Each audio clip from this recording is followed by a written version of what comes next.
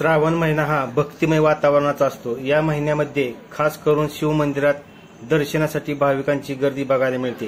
करंजी येथील जागृत शिवमंदिरात पहाटेपासून दर्शनासाठी शिवभक्तांनी गर्दी केली होती।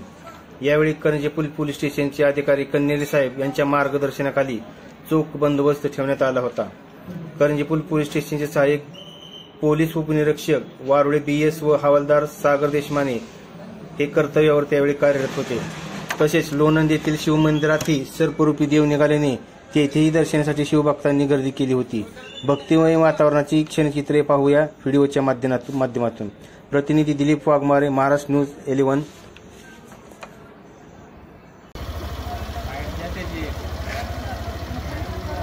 पोपटराव क्षीरसागर हे बटाट्याचे मोठे व्यापारी आहेत। त्यांच्या घरी आज देवांनी म्हणजे महादेवांनी दर्शन दिलं। त्यांच्या घरी पहिल्या सोमवारी देव निघाले, छोट्या रूपामध्ये निघालेले।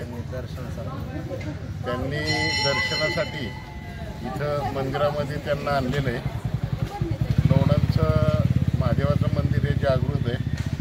लोणंदचे प्रत्येक नागरिक हा या शिवपूजेला जास्त महत्त्व देतो आणि त्यानुसार आमच्या लोणंद नगरीत त्यांनी आम्हाला दर्शन दिले।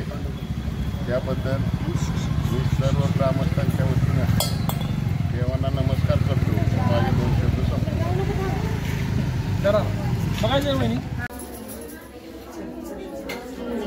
चला झाले त्यांनी चला